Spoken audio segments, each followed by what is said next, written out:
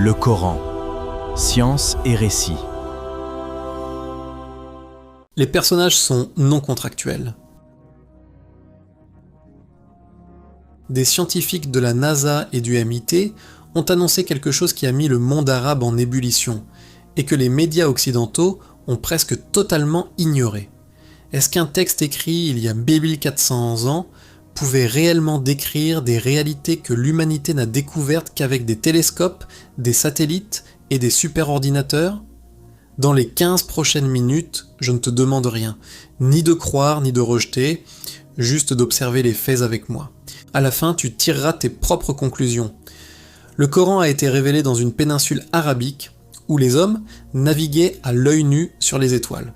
Pas de lunettes astronomiques, pas de mathématiques modernes, pas d'astrophysique.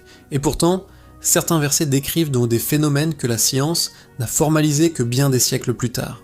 Voilà ce que des astronomes professionnels non musulmans, pour certains, ont commencé à documenter. L'expansion de l'univers, versets 51-47. Et le ciel, nous l'avons construit avec force, et c'est nous qui en élargissons l'étendue. Arrêtons-nous ici une seconde. En 1929, Edwin Hubble pointe son télescope vers des galaxies lointaines et observe quelque chose d'inattendu. La lumière qui en provient est décalée vers le rouge, ce qu'on appelle le redshift. Cela signifie que ces galaxies s'éloignent de nous, et plus elles sont loin, plus elles s'éloignent vite. L'univers n'est pas statique, il est en expansion permanente. C'est une révolution. Avant Hubble, même Einstein croyait en un univers fixe. Il avait introduit une constante dans ses équations juste pour forcer l'univers à rester immobile.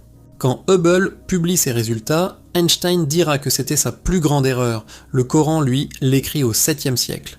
Le mot arabe utilisé est musiyun, littéralement « nous élargissons », présent continu, expansion en cours, pas au passé, pas au futur, maintenant, toujours.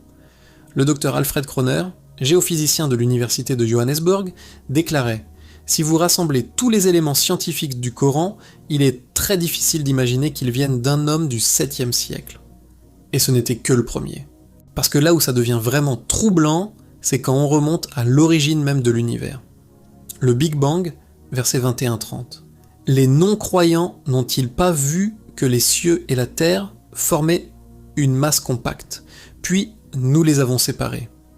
Qu'est-ce que la cosmologie du 7e siècle enseignait ? La vision dominante était grecque, héritée d'Aristote et de Ptolémée, un univers éternel, non créé, avec la Terre au centre. Aucune notion d'origine, aucun commencement. L'univers a toujours été là et il sera toujours là. Le Coran dit le contraire. Il dit qu'il y avait une masse unique, radku en arabe cousu, fermée, compacte puis une déchirure, fatku une séparation violente. La théorie du Big Bang, formalisée au XXe siècle par Georges Lemaître, puis confirmée par la découverte du rayonnement fossile en 1965, décrit exactement cela. Une singularité initiale d'une densité et d'une chaleur infinie, puis une expansion explosive qui a donné naissance à l'espace autant à la matière. Stephen Hawking lui-même écrivait dans Une brève histoire du temps que l'univers a eu un commencement absolu, un instant zéro, une singularité. Le Coran appelle ça radku puis fatku. Les physiciens appellent ça le Big Bang, le concept est identique. Les nébuleuses et la création des étoiles. Verset 86-11, par le ciel au retour. Au 7e siècle, personne ne savait comment naissèrent les étoiles. On les voyait briller, fixes, immuables. Les Grecs pensaient qu'elles étaient des lumières accrochées à une sphère de cristal. Aujourd'hui, les astronomes savent que les étoiles naissent dans des nébuleuses, d'immenses nuages de gaz et de poussière qui s'effondrent sous leur propre gravité. L'étoile brûle, épuise son carburant, explose en supernova et rejette ses matières dans l'espace. Ces matières forment de nouveaux nuages, de nouveaux effondrements, de nouvelles étoiles, un cycle perpétuel, le ciel qui retourne, le cycle qui recommence, encore et encore. La rotation des astres, versets 36-40. Ni le soleil ne peut rattraper la lune, ni la nuit ne devance le jour, chacun vogue dans une orbite. La vision ptoléméenne, celle qui dominait le monde entier au 7e siècle, était géocentrique. La Terre est fixe, le Soleil tourne autour. C'était la vérité officielle. Copernic ne la renversera qu'au XVIe siècle. Galilée sera condamné pour l'avoir soutenu au XVIIe. Le Coran dit que chacun a une orbite, pas seulement la Lune autour de la Terre, chacun. On sait aujourd'hui que le Soleil orbite lui-même autour du centre de la Voie lactée à environ 220 km par seconde. Il met 225 millions d'années pour en faire le tour. Et la Voie lactée elle-même est en mouvement par rapport aux autres galaxies. Tout vogue, tout orbite, exactement comme le verset le dit. Mais voilà ce qui est peut-être le plus saisissant. Pas un verset isolé, pas une coïncidence ponctuelle, mais une cohérence systématique entre un texte du 7e siècle et des disciplines nées 13 siècles plus tard. Astrophysique, embryologie, océanographie, géologie. Des chercheurs comme le docteur Maurice Bucaille, chirurgien français, ancien médecin-chef de la famille royale saoudienne, athée de formation, a passé des années à chercher les contradictions dans le Coran. Il a publié un livre, pas sur les contradictions qu'il a trouvées, sur ce qu'il a trouvé à la place. Alors revenons à la question du début. Est-ce que c'est possible? Un berger, un marchand, dans le désert d'Arabie, sans instruments, sans bibliothèque, décrivant l'expansion cosmique, le Big Bang, les orbites solaires? Voilà ce que les astronomes eux-mêmes disent. Le docteur Yoshidi Kusan, directeur de l'Observatoire de Tokyo, a été invité à une conférence sur les concordances scientifiques du Coran. Il n'était pas musulman, il n'avait aucune raison d'être complaisant. Après avoir étudié les versets, il a dit « Je suis impressionné par la précision des affirmations astronomiques contenues dans le Coran.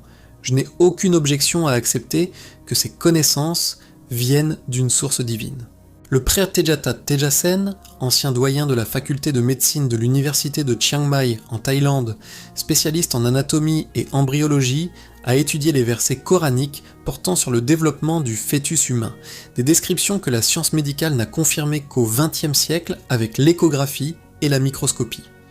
Sa conclusion, publiquement exprimée, « Après les 3 dernières années de recherche, je confirme que tout ce que j'ai trouvé dans le Coran est vrai. » Le père William Hay, océanographe de l'Université du Colorado, spécialiste des courants marins, a étudié les versets décrivant la séparation des eaux douces et salées et les profondeurs obscures des océans. Des phénomènes que les instruments modernes ont seulement commencé à cartographier dans les années 1900. Il a déclaré « Je trouve très difficile de comprendre comment ces informations ont pu être connues il y a 1400 ans. Et 1400 ans. Ce ne sont pas des imams. Ce ne sont pas des apologistes. Ce ne sont pas des hommes qui cherchaient à te convaincre. Ce sont des scientifiques formés à l'école du doute, de la preuve, de la répétabilité.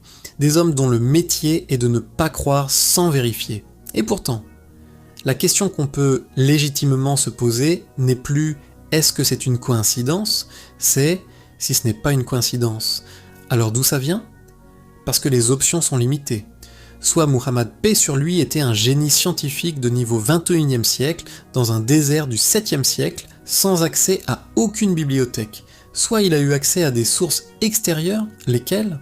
Personne ne le sait, personne ne les a trouvées.